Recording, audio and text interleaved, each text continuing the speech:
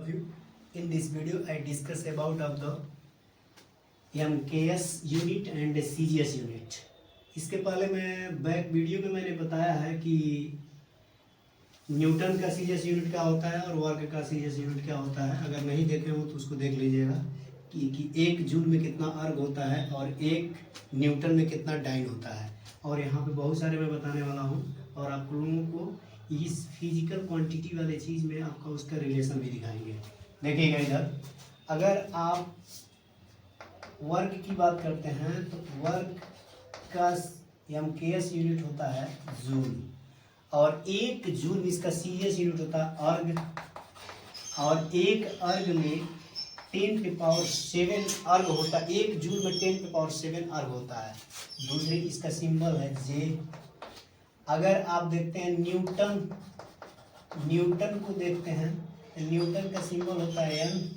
अगर एक न्यूटन में डाइन की बात की जाए, एक न्यूटन में 10⁵ डाइन होता है। अगर आप एम्पियर की बात करें, एम्पियर इसको ए से एक्सप्लेन करते हैं। एक एम्पियर में 10⁻⁻⁴ बायोट होता है, बायोट।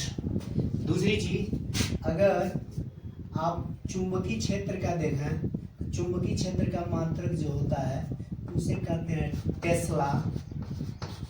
इसे कहते हैं टेस्ला। इसको कैपिटल टी से डिनोट करते हैं। और एक टेस्ला में 10⁴ गॉस होता है, गॉस होता है।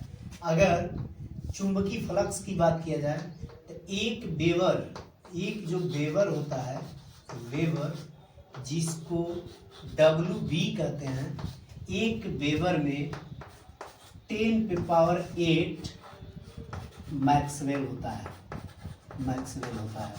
ये देखिए, यानी जूल का सीजीएस होता है अर्ग, न्यूटन का सीजीएस होता है डाइन और एम्पियर का सीजीएस होता है बायोट और टेस्ला का जो होता है ये सीजीएस होता है गॉस और वेबर का जो होता है यह होता है मैक्सवेल।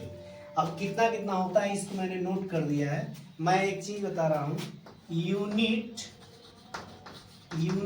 ऑफ मैग्नेटिक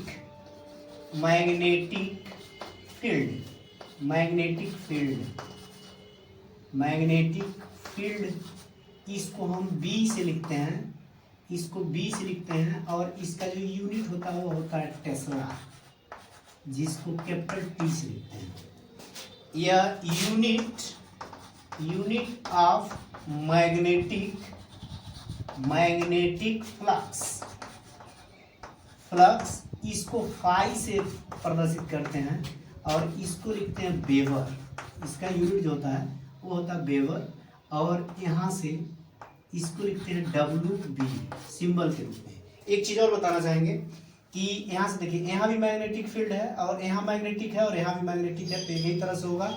तो मैग्नेटिक फील्ड की अगर बात किया जाए तो ये होता है मैग्नेटिक फील्ड इक्वल टू हो जाता है, ये होता है BA। ए जो होता है एरिया होता है और एरिया का यूनिट होता है मीटर स्क्वायर। अब B जो होता है चुंबकीय क्षेत्र होता है, चुंबकीय क्षेत्र का मात्रक होता है टेस्ला और इसको वेबर से दर्शाते हैं। यहाँ पर हम लिख दे रहे हैं वेबर इक्वल टू, इसको लिख दे रहे हैं टेस्ला, इसको लिख दे रहे हैं टेस्ला और इसको लिख दे रहे हैं मीटर स्क्वायर। अगर आप देखेंगे एक रिलेशन देखेंगे, एक टेस्ला अगर छोड़ देते हैं तो ये मीटर स्क्वायर हो जाएगा। तो यहाँ लिख सकते हैं टेस्ला इक्वल टू का हो जाएगा वेबर बाई मीटर स्क्वायर। यहाँ से एक रिलेशन और निकल गया। उम्मीद करते हैं आप लोगों को समझ में आएगा। I repeat immediate.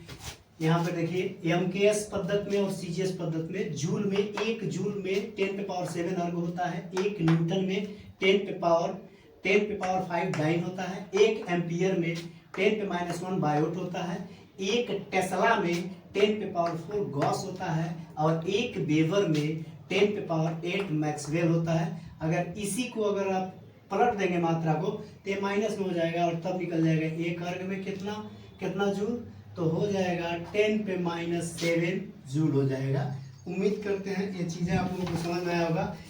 इसमें कई ऐसे यूनिट हैं जो आप लोग नहीं जानते होंगे, और जो बच्चे 10th में पढ़ते हैं या 10th में गए हैं या फर्स्ट ईयर में हैं, वो लोग इस मात्रक से रूबरू होंगे।